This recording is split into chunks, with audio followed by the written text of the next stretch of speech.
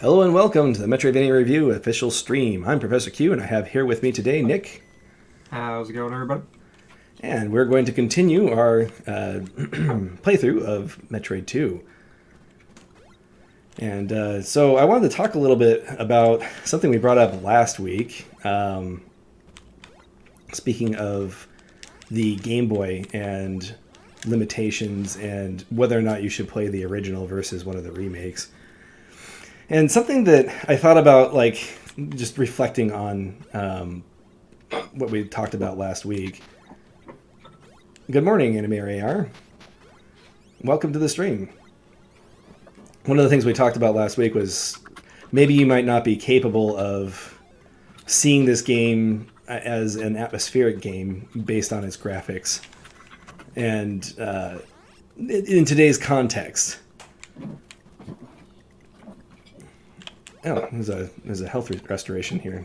I think there might be a missile restoration on the opposite side. Wait, gonna build you up completely? Huh. And it's just an alpha Metroid here for some reason. This is chilling. Yeah, there's a couple of sections of this game that feel a little bit like padding. And this is kind of one of them, where we kind of have to go off in a tangent and then just fight a couple of alpha Metroids and then go back to where we were going. One thing to remember about Metroid II is that when it came out, it was when the original Game Boy, the brick, was the system that you could play it on. I don't think even the Super Game Boy was out for probably another 3 years. When did the Super Game Boy come out? Like 1995 or something? I'm on it. What's that? Oh, you're on it. Okay. So,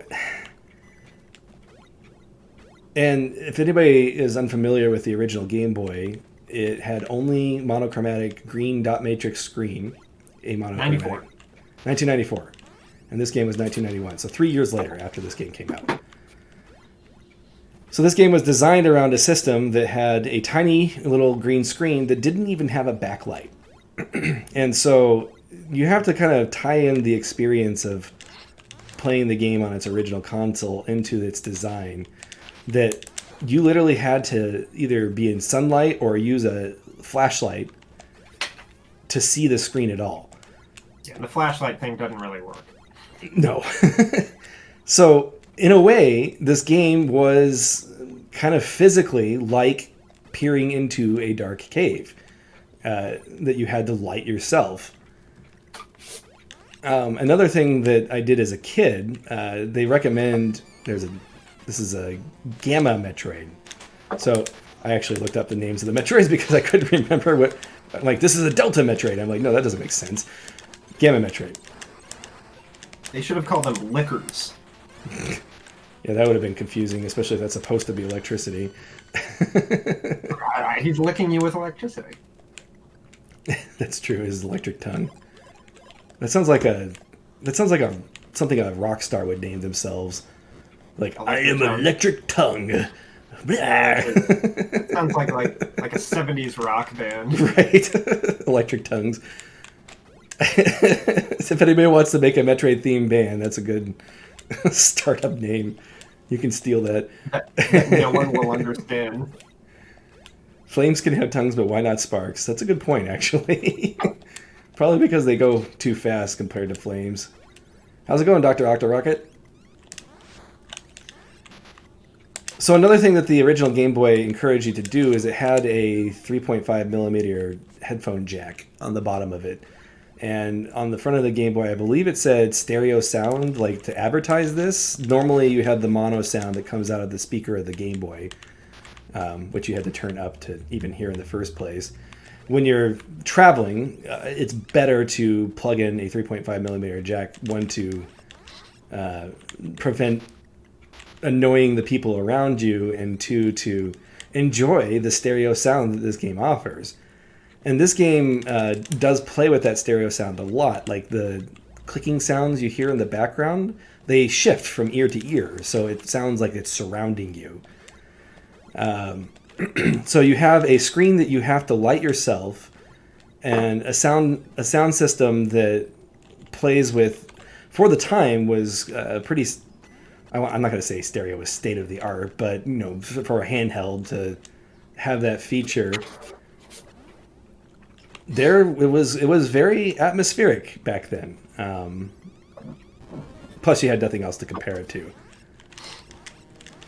Am I saying that if you play this game, you should try and get a hold of the original hardware and play it with the headphones or whatever? I mean, I don't know. If you have the means, why not? But I think we're going this way. I'm just going to check our map real quick just to make sure I don't get lost. By the way, I was getting all panicky last week about not being able to... yeah, we're going this way. I can't remember from last week whether or not this was the area that had lava. That's one advantage of playing from save points instead of save states. Is when you get back on, you're usually put in a position where you can remember things more easily. Unless you like save way off somewhere where you couldn't normally... Alright, we're going this way. If we go down, I think we hit lava. So yeah, so Anime AR could use the very Game Boy I played this game on to experience this game the way it was meant to be played. Those monsters look like when they take hot dogs and then they like cut the bottom of the hot dog to make a little octopus. Honestly, the way Japanese developers sneak things into games, I would not be surprised if that was the inspiration. I mean, if you can, go for it, but I mean, nobody's going to do that, especially with emulators these days. You're going to play it with the blue and red Ronald McDonald Samus, and that's not going to give the same effect that that experience would have. Hey, kids, you want to go on an adventure with Samus? But that's one of the advantages of the limitations of this when this game came out, that it's maybe better than what you... I mean, if you look at the game just by its mechanics, and that's kind of how I reviewed the game, it has a lot of shortcomings. I know you've watched the Metroid battles up until now, and they're usually pretty chaotic affairs with little strategy going on other than trying to exploit their AI so they run into terrain. Just like a real bounty hunter. Right. Honestly, there is some realism to that. I mean... It is interesting because you're supposedly a bounty hunter, and yet this is the closest thing you ever come to, like, collecting bounties. I guess. I mean, they don't really show her after the Zeebs incident. Technically, she was there to kill the Metroids there. Did I just get lost? I mean, like, imagine if in the new Prime, they really laid into, like, the bounty hunting thing, gosh, and you were, like, hunting people down. Like, that would be cool. Like, if each boss was a bounty. I completely went the wrong direction. Yeah, that'd be interesting. Like if she had money or whatever. Although I guess they'd have to have some kind of figure out some way to work Metroids into it, considering it's the name of the game. Oh gosh, that's a completely different discussion. Are there any Metroids without a Metroid? I don't... Spoiler alert, I don't think so. I don't know. I haven't played Metroid Federation Force or whatever it is. I mean, for something that supposedly got wiped out, it sure shows up a lot. Yeah. Okay, so there's only been 3 games that take place after this incident. The Metroid Prime series is actually before Metroid II on the timeline, which some people get confused about. Metroid Prime takes place before Metroid 2. And probably lends credence to why the Galactic Federation would choose to wipe out an entire race of creatures. Technically, I mean, you could argue that they're animals, although there are things that suggest otherwise in Metroid or Super Metroid. What, the Metroids? Yeah, that they might be more intelligent than simple animals. So I should not... yeah, that one falls in love with you. yeah. Spoiler alert. Of course, so does a dog. You actually get married to a Metroid? So does a dog, but yeah, you get married to a Metroid. And kind of. I mean, in Metroid Fusion, you get fused with a Metroid. So, I don't know. That could be an allegory for marriage. Like, what happened Even when she went home after that game and she's all full of like Metroid DNA, she's just like, We still haven't seen, although she does get a friend after that game, but we'll play that eventually, I think, and talk about that. I think it's interesting enough to. I forgot about these rocks. They're just kind of like in this one place where you just have to use missiles to move rocks for some reason. wow, and they almost had physics. Sometimes programmers put things into the games because they're like, I wonder if this will work. Hey, it does. Let's put it here. Like, especially earlier games. Here. Earlier games, you see that a lot. Like, we were talking about on the stream on Wednesday how A Link to the Past did a lot of experimentation with its mechanics that most people may not notice playing through the game, but more so than like more modern games that are much more controlled. Right. There's a certain charm to that. In A Link to the Past, it mostly annoys me, though, like some of the stuff, but it can be good. Yeah. I mean, so this is like the new norm? Yeah, basically. He's like, oh. Little terrain differences. I like the terrain differences. All right, I'm just going to zoom in on the map here. Oh, got a bug over my head while I'm zooming. All right, so first things first, we're going to go through this egg and get this missile down here. Oops. I think they should remake, we were talking about remaking Super Metroid because they've never really done that. They should remake Super Metroid, but in the style of Yoshi's Woolly World. Are you trying to trigger people on the stream? Is that what you're trying to do? No, that sounds amazing. Like all the Metroids could be little felt monsters. And like... Yoshi's, or Metroid Epic Metroid Yarn. Woolly World. It'd be great. Alright, I think I may be spoiling something in the order I'm doing this, but I'm going to do it this way anyway, just because of convenience. And all of the sound effects should be made by just somebody in their mouth. Okay, I'm making a goal not to talk about the remakes, but it's hard not to, and I'm thinking about... We're talking about a non-existent remake. We can't talk about the real remake. No. We're going to talk about Metroid's Woolly World. Okay, see this this Gamma Metroid and how it's nice and shiny? Uh-huh. All right, check it out. Does he have a superstar? Oh, man. And also, he has invulnerability spots. And I think you do more damage if you shoot him in the back. But you can kind of stun lock him, and I think he takes like 20 missiles now. This is a Zeta Metroid. I was going to say, that is hands down the most xenomorph-looking Metroid I have ever seen. Like, that was just straight up from the movie Alien.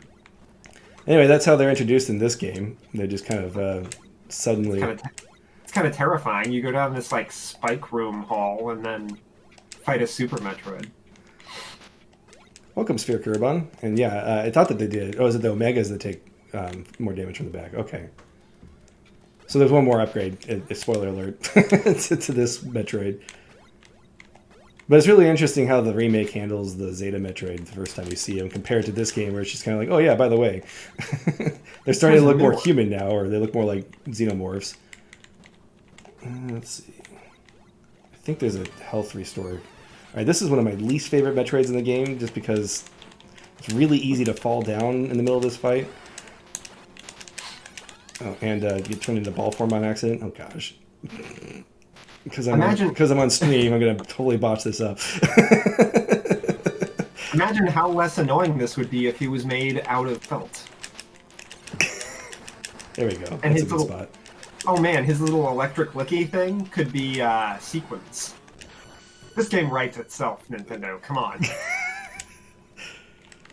Oh man, I wonder how mad people would be if they did that. Metroids, and even call it Metroid's Woolly World.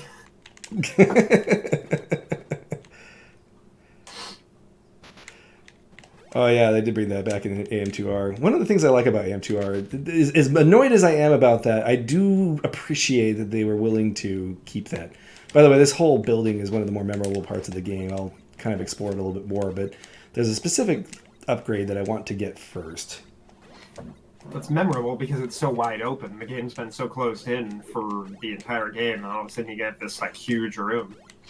Yeah, this is the tower level. I kind of wish I could turn into ball form flying up, because the space jump actually has some skill involved with it, and if you mess up, you just fall. That's probably going to lose you the most time if you're trying to make the time limit. Is falling down from space jumping. Okay, so this is the spot where I need to come over here. Now you can turn into spider ball form while in ball form, but you can't turn into ball form in midair. Unless I'm doing something very wrong. Anyway, we're coming here because this is the most important upgrade in the game. And I want to get it now because why not get it early? So another shiny Gamma Metroid there. And these ones I think you want to get underneath them and just shoot them from... Nope, they're actually immune down from the bottom, so you need to get behind them, I think. Nope, come on. You really got to take advantage of that stun lock.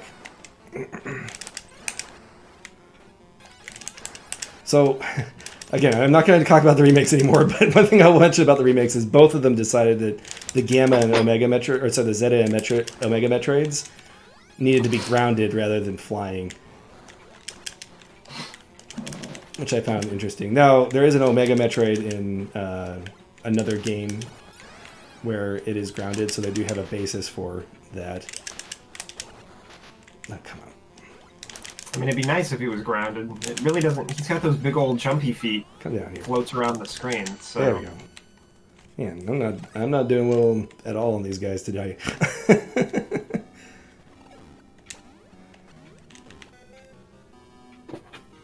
Oh, I just use the spider ball.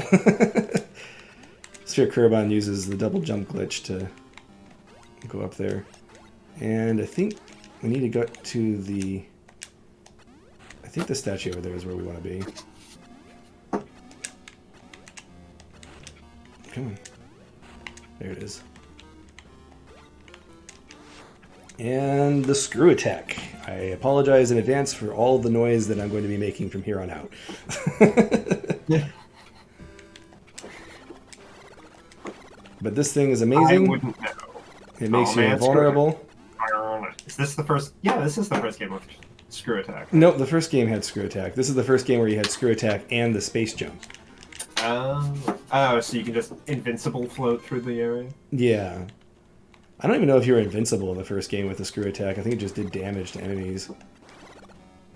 It was very powerful. I think it killed most enemies in one hit. Right. And I don't think that there's a place I can catch myself. Maybe if I do this and then climb up. That was a close shot there. Oh, no, no. Of course. I might as well get my missiles back as long as I'm in the neighborhood. We're going to become very familiar with that missile spot. Now, I think this game might have more energy tanks than you have slots for energy tanks. I'm not positive on that. Yeah. Excuse me. This is also the game that you couldn't turn off upgrades yet. Alright, so this is kind of... What happens if you screw attack a Metroid? You just get invulnerability frames. Now this is annoying. This is something I did not need to have put back into the remakes, but they did anyway. Oh, good old dark rooms. Yeah. If I remember correctly, we want to... Come on. Go up the You wall. need to use your little scanner visor from There we go. Super Metroid. It just looks like a big light bulb. Or a flashlight. Yeah, a flashlight would be nice. Do you actually physically get the last E-Tank, or is it something that... No, we just need to try and get that missile, which is actually more important than the E-Tanks, in my opinion, at this point in the game. Because we're starting to hit those Metroids that have a ton of... Luckily, this is the game with the spider ball, so you can just kind of outline the walls that way. Come on. Yeah, I guess that makes it. It'll get there eventually.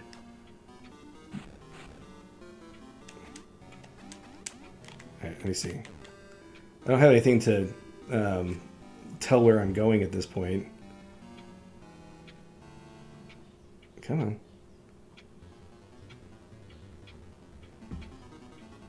Speaking of rooms that'll lose you time if you're trying to get to the end of the game, or get the good ending. Am I completely lost at this point? Oh gosh, without the missile there. And this is how our run ends. Well, I can always load. No, this is pure realism. You can't. Oh, if you okay. leave, you're just leaving her down here to die. What happened was I... Okay, please don't be the energy tank exit. Okay. No, you don't need to get 100%. And if you're not cheating and using a map, or if you don't have the game memorized like I did when I was a kid, it might be a good idea to skip that if you're trying to get the good ending.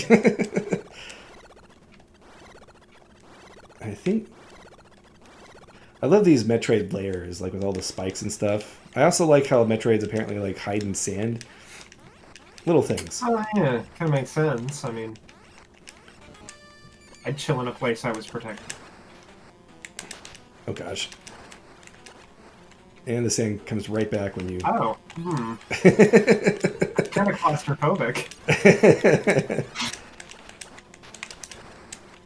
I think I mentioned before that as soon as the Metroid scrolled off the screen, it stops pursuing you. I wonder if it heals the Metroid. No, Nope. it doesn't. Not unless you Like- leave the room.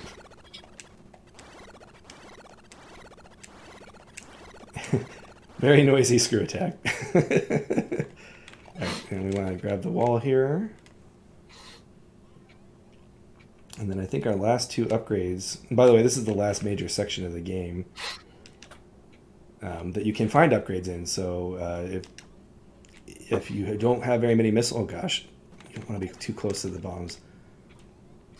So, speaking of lax sections of the game, I was playing Mario 3D World. Uh-huh. I'm on, like, the very end of the game. Like, the last secret levels that are in the game. And holy crow, are they ridiculous. That's good, though. It's nice. Well, one is good. One level is good. It's just a traditional, normal, hard level. The other level is... Did you play Mario 3D World? I did. I did not get through all of the secret stuff, though. Do you remember the mystery houses, the rooms where you'd like enter? It was shaped like a diamond, and then you had to like do a bunch of like small room challenges. And usually it's only like 5 to 10, and you get 1 star each time. But if you screw up, you have to start over at the very beginning. I don't remember those, but that sounds really difficult. They're fine when there's only like 5 to 10 stars. It was frustrating when you got to like the 7th or 8th star and then died and then had to start over from the beginning. But it wasn't a huge deal. Sure. At the very end of the game, there's a 30-star one. So you get to like star 24 and die. You have to do all of those over. And it completely destroyed any desire I had to actually complete the game. Nintendo does this sometimes. I don't...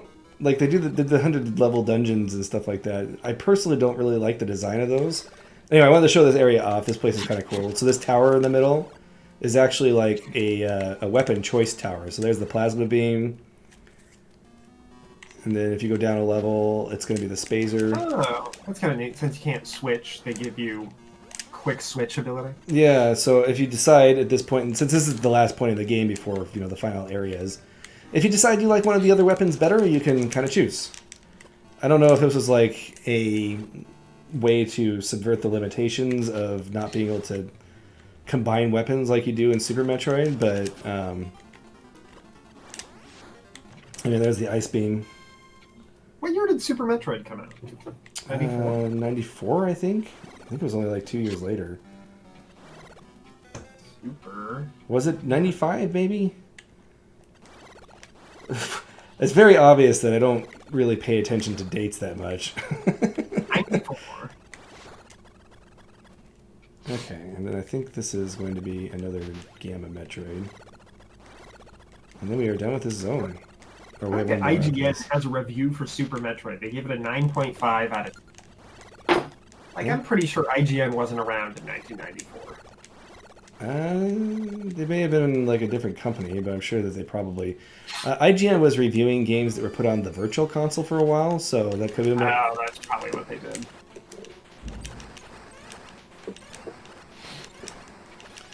And then Dates are, as a history teacher,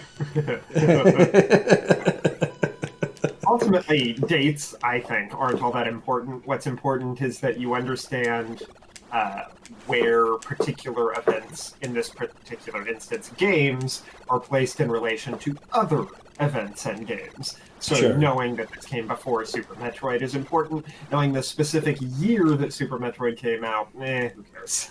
it does sometimes contextualize some of the limitations the game was working with, of course. But Well, true. But you can know that with the fact that it was on a brick Game Boy with a green screen. Like, Sure. that puts you in a very specific span of time. Mostly I'm doing all these screw attack jumps because I need practice. And I think this might be the last Zeta Metroid you fight. Not very many of them. It's like, I want to bite you with my little mouth. Now we can use our invincibility frames to kind of get a better position. Maybe I should have practiced before the stream. Unless it kills you. Then we'll never let you forget about it. Oh, I'm sure. Well, I died to Kraid, so, honestly, nothing can kill me at this point. It's more embarrassing. Yeah. Come on. I need to time it better with the missiles, or with his fireballs, but... Yeah, you're basically jumping up behind him. He turns around, shoots you in the back. Right.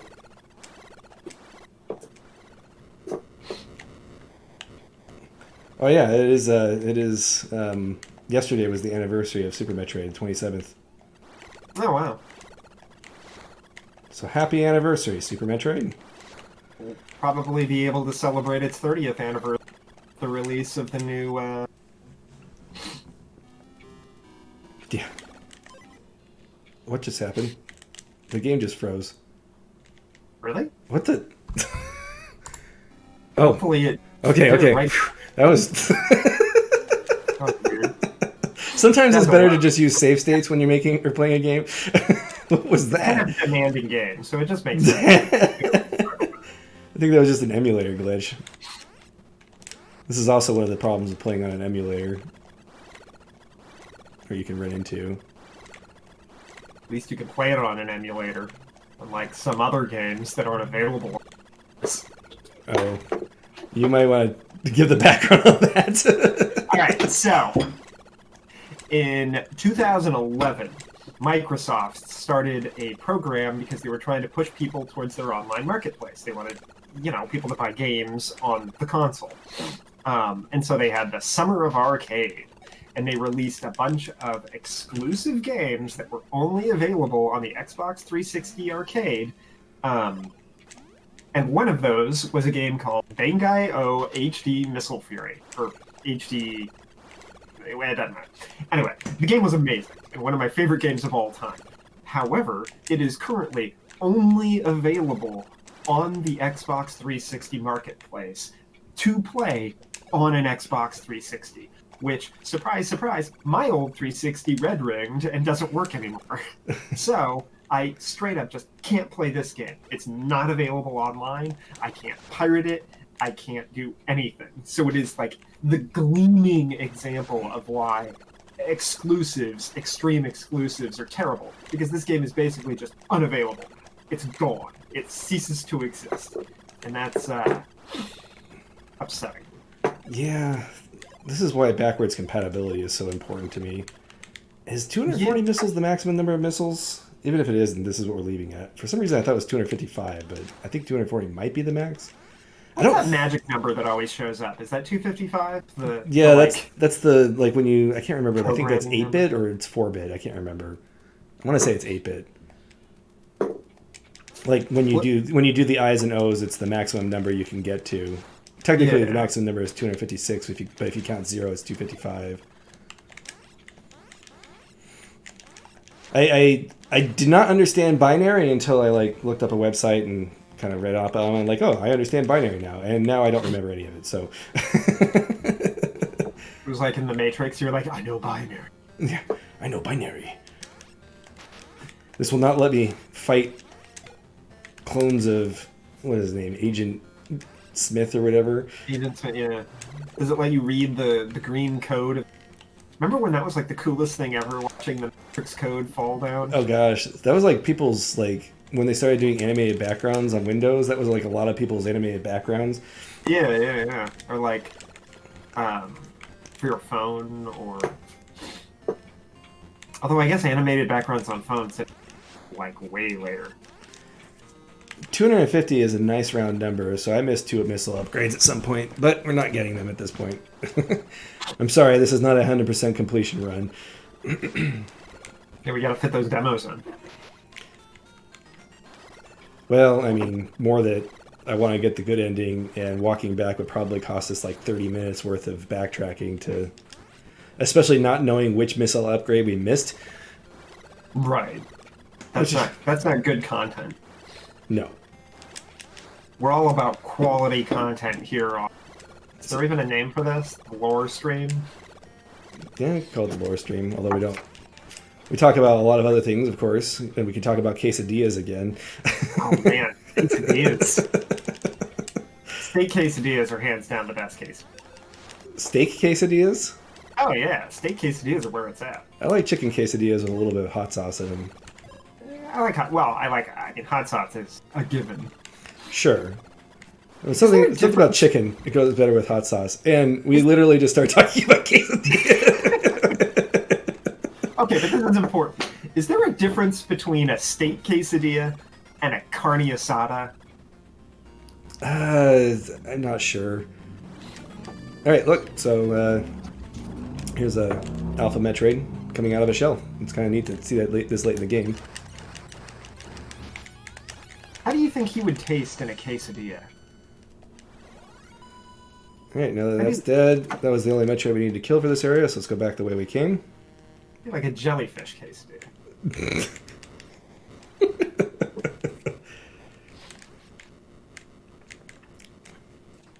And I think the PS5 can play PS4 games, can it?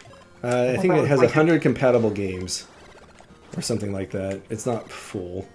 No. I wouldn't know. So this is back the way we came, but then now there's lava. So I hate when that happens. We're gonna go this way now. Don't you hate when you walk to the store and on the way back, there's lava? It's filled with lava.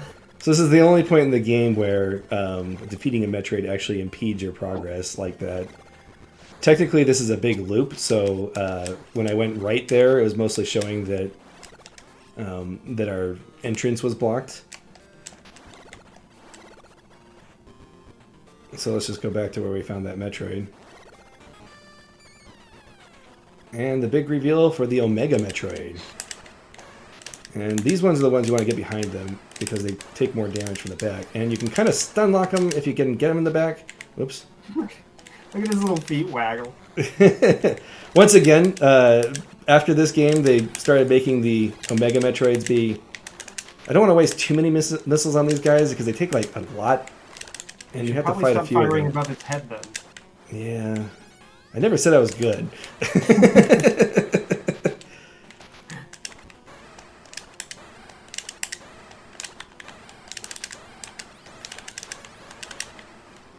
Okay, come on. I like that it's just the previous Metroid, but bigger.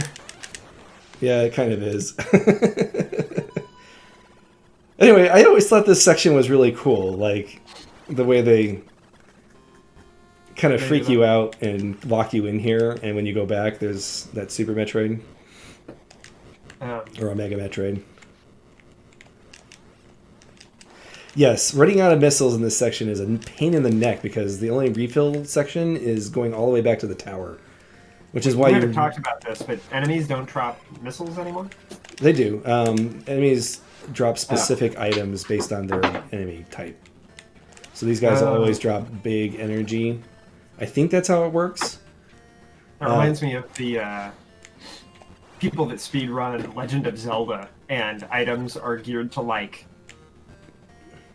what is it? Is it number of screens or number of enemies that you kill? Oh yeah, and yeah. that's what dictates what items pop up when you kill them.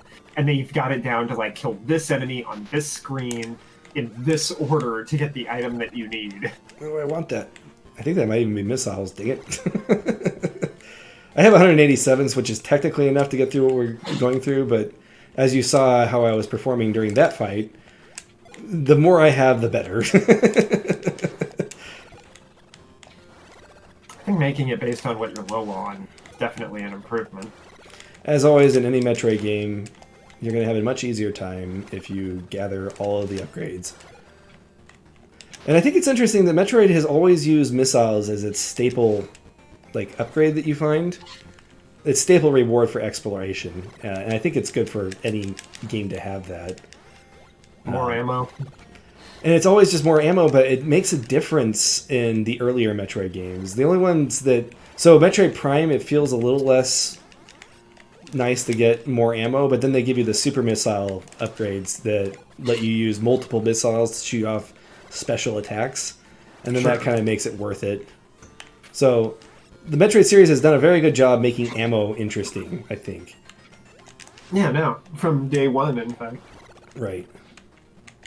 Heck, the reward you get from defeating bosses in the first game is more missiles. Would be interesting if they made... I mean, they've made some games that hint at horror, but if they really leaned into like the survival horror and resource management elements of Metroid. Yeah, the closest thing to survival horror with resource management is Redo, which I may stream at some point. I think it's a good game. Alright, should I... I'm going to go ahead and save state instead. I'm a little worried at this point. I don't want to tempt fate. I'll put it here. Wait, it's a Metroid that they did that with, or it's just a Metroidvania that is... It's a Metroidvania. survival? Oh, you want to do an actual Metroid where you have to do survival horror. Yeah, I think that'd be interesting. It could be. Although, just a general one would be good. I'm kind of surprised it hasn't been done yet.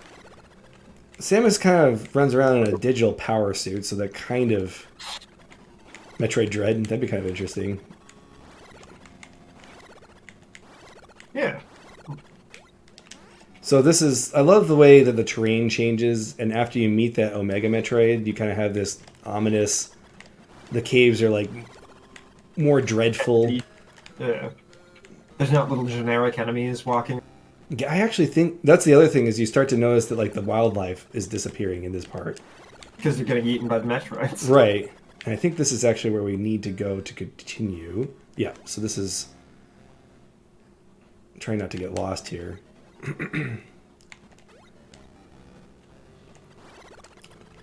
Was that a... Oh, okay. So there was a Metroid game that they were making that they scrapped, and it was called Metroid Dread as a code name. Neat. Nintendo has weird code names. Like that, what, Triangle Tactics or whatever it's called? Like, why wouldn't you just give the game a name? That's Square, isn't it? Oh, you're right, that is Square. I was thinking it was Nintendo since it was on the Switch. The funny thing about it is that they're like, this is the code name, and then they like release it. Like, I'm pretty sure that it was called Project Octopath Traveler, so... Yeah, it was. But I mean, that sounds vaguely like a name. Triangle Strategy or whatever it is, Triangle Tactics, does not sound like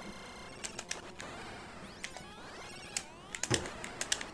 I'm trying to get behind him and not waste missiles. It turns around pretty quick. Because in this section, you have to fight 3 of these things. Whoops. So I think there's actually more Omega Metroids than there are Zeta Metroids. Whoops. So is this supposedly the, like, peak evolution of the Metroid? Yes. Asterixes. Or Queen Metroid? I was about to say, you know that the Queen Metroid exists, so that is going to be your peak. Although, I think that the Queen Metroid is like, it's like bees where there's only 1 per hive or whatever. So as far as the stock Metroids go, this is what they turn in. Right. So let's talk a little bit more about whether or not this is a justified action, killing off all the Metroids. What do you think, Nick? What if these were all replaced with puppies? Like, even if they're animals, what if they were all puppies? Do they shoot fire out of their mouth? Maybe.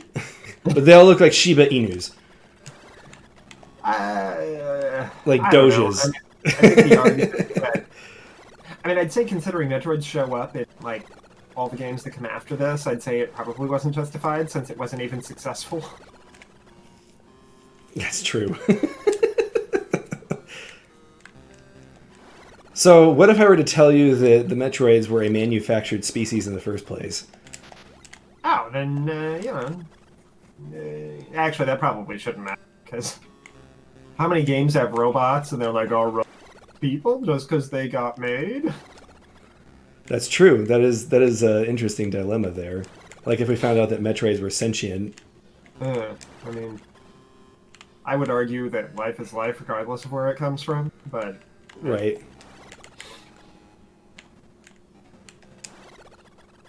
I think sentience is the big part of that. Am I going back? Yeah, I am going back the way I came. So this is how you lose your special ending right here. See, we got 50 minutes still to get special ending. Yeah, I'm actually more worried about my health at this point than I am about anything else. I need to be more careful in the next few fights. In fact, I need to probably save state before I go into the next room, just in case, so we don't lose too much time. So wait, are the Metroids supposedly a, like, artificial creature that was made? So I found this out on accident. Yeah, and also, if the puppies were a threat to the galaxy. Remember the day of the Shiba Inu? That was a crazy day. Just odd people to death. Aww. Let's see. A-okay with killing off a manufactured species if they're destroying the natural ecosystem. If they're sentient, then not okay. They need a manufactured home, so they're not killing out the natural inhabitants. That's probably a possible choice. And here's some enemies. I think that these guys can help me get some of my health back. Of course, they're stingy enemies. So anyway, it'd be interesting. If like the Chozo. So I was about to say that, and this is spoiler alert for Metroid Fusion, and so I'm not going to go too much into it.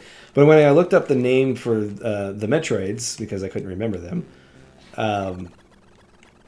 I actually accidentally happened upon some lore that is revealed in the manga that the Chozo did create the Metroids for a purpose. What is with ancient extinct civilizations creating alien horde monsters? Like, well, then they're not extinct because well, they might be extinct now, but they raised Samus. Like they showed that in Metroid Zero Mission. That yeah, I guess that's true. They do they ever explain that? Like, what happened to all the Chozo that raised Samus? They have not explained it in the games, and I'm sure that they explain it in one of the mangas. And like I said, I have not read all the mangas, so I'm not like a expert on expanded Metroid lore or anything. But when I read that, I was like, huh, that actually has a kind of an interesting spin to the whole thing. And okay, so the remakes play off of this idea is that you find the Queen Metroid in a laboratory, and so I didn't. Like, I knew that it was a laboratory from the remakes, but it didn't, like, click for me that suggested that... she was created. That she was created, right. I mean, it makes sense. I mean, that particular story beat has been told time and time again. Right. I mean, the Zerg were created by the... whatever the Chozo were in that game. The ancient race that created the Protoss. So that's actually an interesting idea. What if these guys were Zerg? Would they be justified to... I would say yes. If these guys turn into the Zerg, then 100% get rid of them. Are justified, because the Zerg were a hardcore plague. They did not live and let live. It's an interesting dilemma. Like, this game is technically a game about murder. Like, well, also the Zerg were sentient and had a sentient leader. Sure. But then it becomes like, I guess, like the Nazis or whatever, that, which is also another argument. Yeah. Space Nazis. This thing might kill you. Like, would it be justified to wipe out all of the human beings that have a ideology that you disagree with? No. Right. But these things are just animals doing their animal thing. Like, they're not really... They're technically innocent, I guess is what I'm trying to say. And I am not doing well with the health right now. Oh, gosh. The next fight is going to be a very big challenge. I really need to stop pushing up. And I don't know why I keep doing that. There. Gosh. Yeah, oh, Sphere Kurobon is... Parasites doing. Sphere Kurobon is spoiling Super Metroid Fusion, which I'm trying to avoid. But yes, interestingly, okay, well, might as well talk about that. The reason why the Metroids were created was actually to cure a virus. Or to eliminate a parasite, sorry. Which I thought was... And apparently Samus didn't know about this. Like, the Chozo failed to give her that information. Does this thing give me anything useful? Alright, we're going to try and grind for a little bit of health here. Because while I can save state before this fight... It reminds me of if you have snakes in your house, how do you get rid of snakes? Weasels, how do you get rid of the weasels? There was an old woman who swallowed a fly. And eventually you're letting gorillas loose in your house to get rid of the lions. Yeah. But yeah, that was the thing. And maybe Samus did know about the X parasites and just assumed that they were gone. I mean, if you got raised by the Chozo, and the Chozo were the ones that made the Metroids, you'd think they would have told her. And from what we learn about X parasites, they are much more threatening than the Metroids. They should, in the new Metroid, they should get into Samus's parents. Like, they're still around. They just, like, retired to space Florida. So Dr. Octorocket says that he would keep the Weasels. Just let them scurry around the house. What if it was like ferrets? Isn't that the same thing? Not technically. I think weasels have shorter hair. I don't know. I actually don't know what the major differences are, other than weasels can be considered a pest, whereas ferrets are just hilarious. Alright, I'm going to do one more round of this, and then we'll try and beat him without... Are weasels ferrets? I don't think so. Ask... Holy cow. Okay, so the ferret is a domesticated form. The greatest name for this thing I have ever seen. Apparently, it's known as the European polecat. Oh. And that is 100% a polecat. See, when I hear polecat, I think of a cat that climbs poles. No, it's a tube cat. Right. Is that? I guess that's what they're trying to say. Fur snakes. Fur snakes. Oh, here we go. The difference between ferrets and weasels. This has to do with Metroid, right? We're talking about animals and whether or not the ferret should be put down. They are both swift, long, tubular.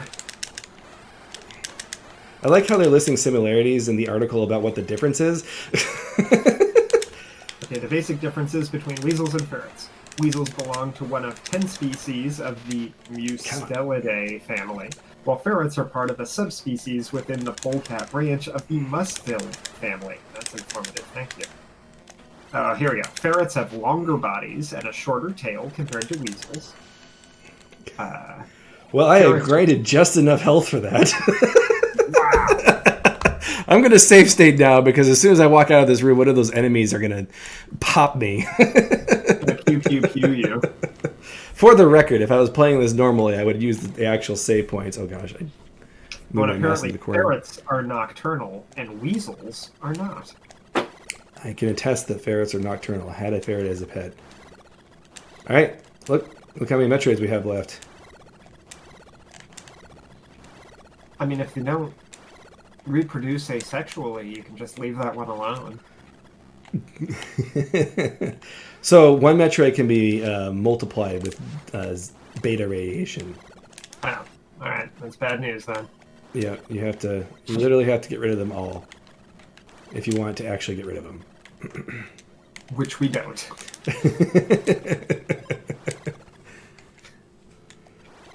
Again, spoiler alert, but yes. I mean, really, it makes her actions extra heinous if you think about it. She had one mission here. She killed all these things to supposedly protect the universe from them, and then she just keeps one? So that's the most interesting discussion about this game, though. And one of the things I think it's kind of a revolutionary game in general is that it does raise up, as I've been alluding to, it is an ethical dilemma. She is literally murdering a species and removing them from the galaxy. This is genocide. Possibly even a sentient species, or an intelligent species at least. Oh my gosh, weasels are tiny. I looked up Ozzy the Adorable Vesquy. They're like the size of your hand. They're little guys. And they love spazzing out on your thumb. I kind of want one. I don't know if they're very easily domesticated. Well, he looks so small. Who cares? What's he gonna do? Is that lava? Or is it just a solid color? So if you don't have your music on at this point, Nick, this is a good time to kind of enjoy the atmospheric. So this part as a kid caught me off guard. And I don't know, like, maybe this is why I've learned to just jump all the time when I play Metroidvania games. But if you're walking through here, they have floors that suck you down. Oh. That just seems annoying. It is, and all it does is waste time. Like, if you're going for the best ending, this is the thing I had to get good at doing screw attacks, or I'm sorry, the space jumps, which is actually, there is a technique to it. Like, if you don't push the button at the right time, you just fall. In fact, I think I've done that a few times on this stream. But you kind of have to fly through all of these rooms. It's kind of annoying. And the best part about it is that they switch you back like 3 times through this section. This is the final section of the game after... I don't know if this is very memorable for anything. I don't know if they actually reproduced this in either of the remakes. I can't remember, though. Anyway, it is a fine... I'm using fine as in, like, okay, not fine as in, yeah, that's good. It's a fine way to punctuate the section with the Omega Metroids, which is your major action section, I guess. This is an AM2R? Oh, okay, well. You also have speed boots in AM2R. Alright, save points aren't breaking on me. And for whatever reason, this water sucks you down when other water doesn't. Come on. If you're having trouble with that, you can always spider ball out of there.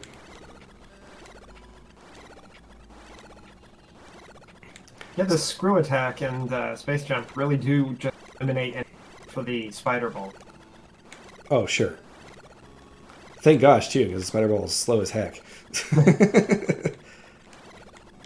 Although when you hit the ceiling like that, it's really easy to lose your rhythm because... Your zip zoop. Yeah. Alright, so this is what I'm looking for. Gracious. Oh, refill.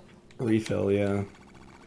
I'm thankful we have these weird little bug platforms to help us not fall the entire way. That bug lived its entire life just to stand there long enough for you to stand on him. One of the weirder... I think this may be... Okay, this is where we want to be. So I love this. Basically no mobs. I love this. Look at the Chozo statue. Oh. And guess what this is?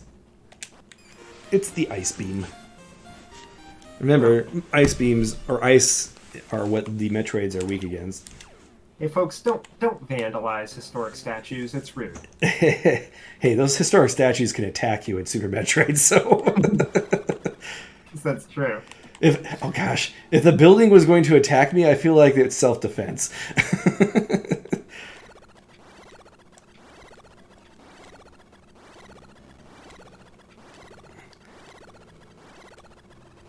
Alright, we're going to repeat this section for one specific reason, which I hope will become apparent when we get there. Oops.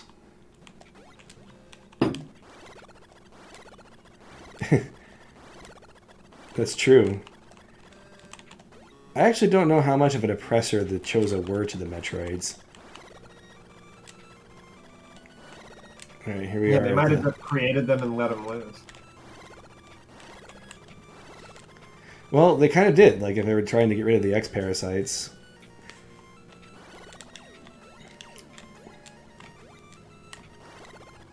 I always thought that was a great way to have a sequel to Super Metroid, though. But we'll talk about that when we get to Metroid Fusion. So what's that? It's, Uh-oh. The number just jumped up to 9. Oh, what?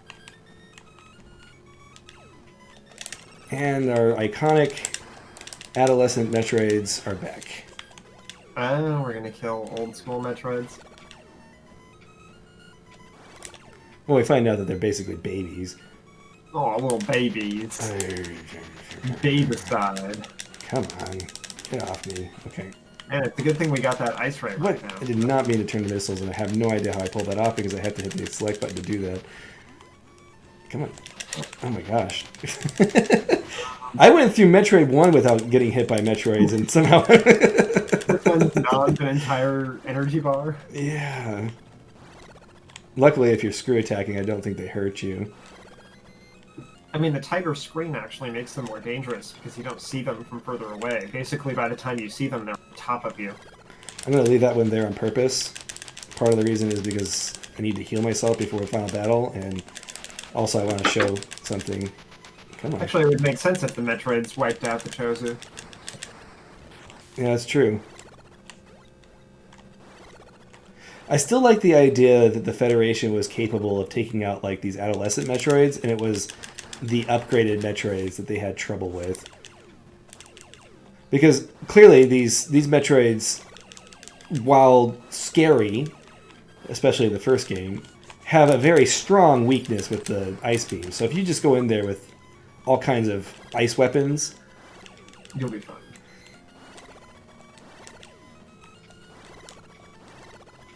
Of course, how common is ice technology in Metroid's universe? in Metroid Other M, they equip the Federation soldiers with ice beams. Oh, Which makes perfect sense. There we go. They're like, get your ice beams out. So, What do they need what do they need Samus for then? I mean, I think that puts us down to the last two. So I like this room from an atmosphere standpoint. Yeah, like the door's all messed up. So like I said, Nice to meet you. and you could probably interpret this place as a lab as well. I just didn't make that connection as a kid. So anyway, nothing in here. We need to go back and kill that other Metroid. So interestingly enough, if you manage to get through that whole section with all those Metroids, it spits you back out here like, hey dummy, you should have come over here and gotten the ice beam instead of... Imagine how much easier that would have been. Yeah. Mr. Free saves the galaxy. Did you already make that joke, the ice to meet you joke? I did. The most obvious pun in the existence of puns. Oh my gosh, I can't believe I screwed that up. No. Now you have to wait 15 seconds for me to get back. There goes our good ending. So like I said, did I say that already in the stream? That I was all panicking about that and turns out that the timer is 3 hours and not 2 hours. Or I thought it might be 2.5, but I think that's my best time as a kid is 2.5 hours. But as long as we beat this game before the stream ends, we are going to get the good ending. Man, I can't wait. This is so important. Do you get something for under 2 hours? Well, we're not gonna find out. Yeah, we're not getting that. I think you really have to figure out which upgrades you need and skip the ones that you don't. I mean, and also not completely be terrible against things like the Omega Metroids.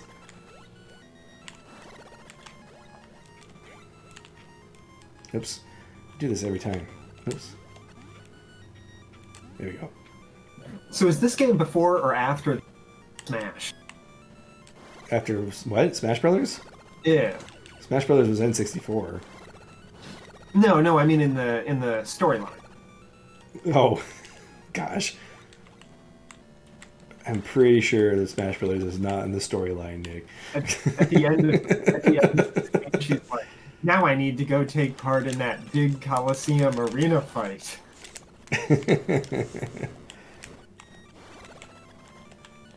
Got it. Meanwhile, the queen's like, man, I just had 8 babies, and they're all dead already. I don't think I've ever gotten the 2-hour ending on this. I think my fastest time was about 2 hours and 30 minutes or something. Oops. Yeah, for some reason, that's the Mandela effect. I thought it was 2 hours in this game, but... Or I thought it was 2.5 hours at the very latest. If you beat it in under 2 hours, Nelson Mandela shows up. Like, good job! Alright, now listen to I died in jail.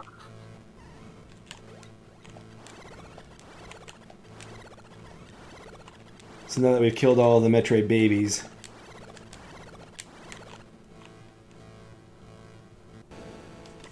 And here is... Why is the wall red there? That's weird. Oh, that is weird. Maybe it disappears. Was that Queen Metroid? And here is what was the hardest boss for me to fight as a kid. It took me so many tries to fight this guy. Oops. So, the strategy here, abuse your... But you also want to kind of... So, if you hit him while his mouth is open, you do extra damage, but you also do a lot of damage if you can do this.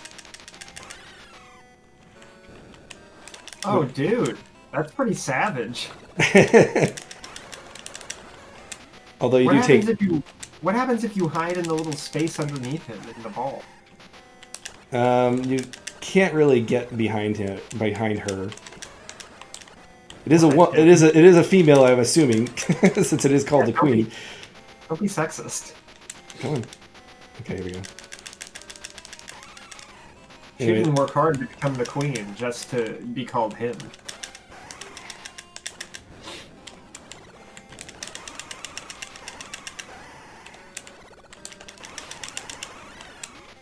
What's weird is that line behind you goes down with her attacks.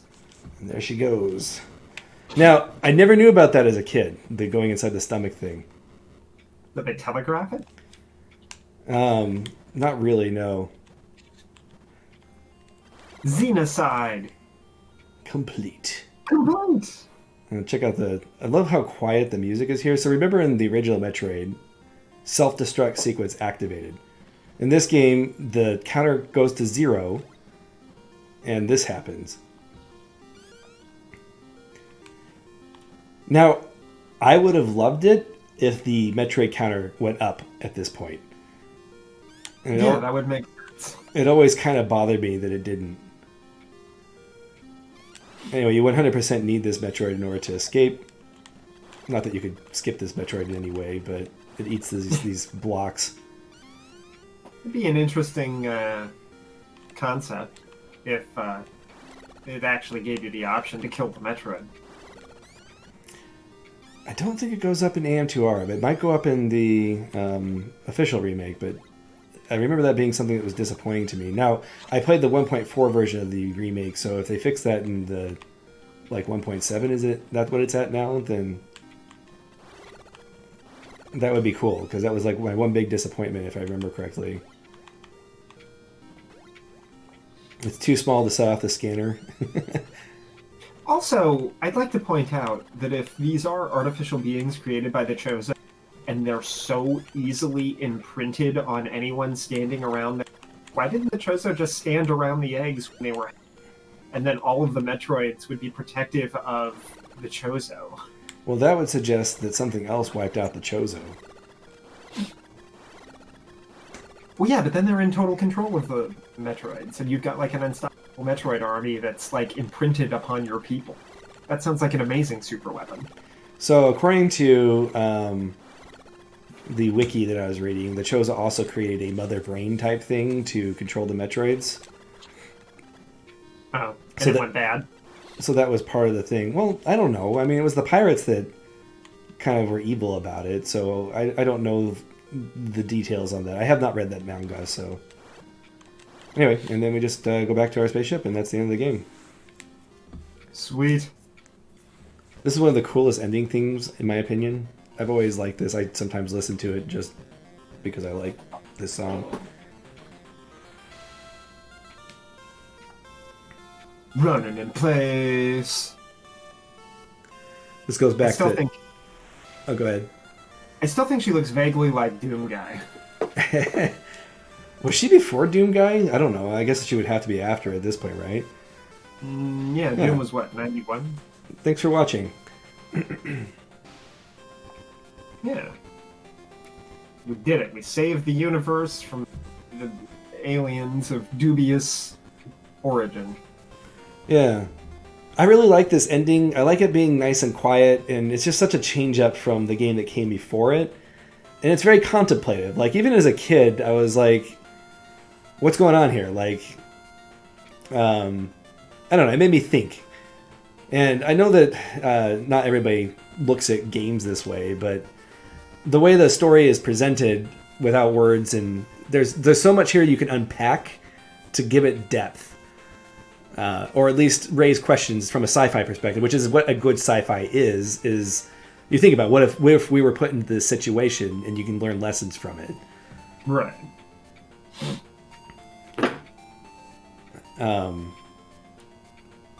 But yeah. So Metroid 2 came before Doom. So Metroid 2 invented Doom Guy. There you go. And you know what? It's very possible that they were inspired by this look. As a kid, I thought this suit was the coolest thing ever. I would draw pictures of it.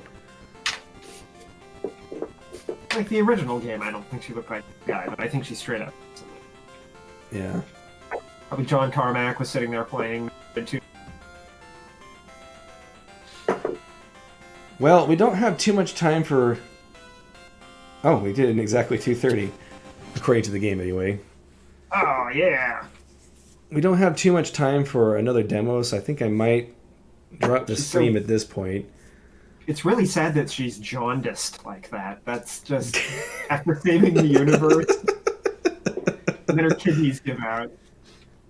Wow, I didn't actually die. So technically, I did this straight. So I probably would have grinded for a little longer as a kid, but too much sun in the suit, no sunlight.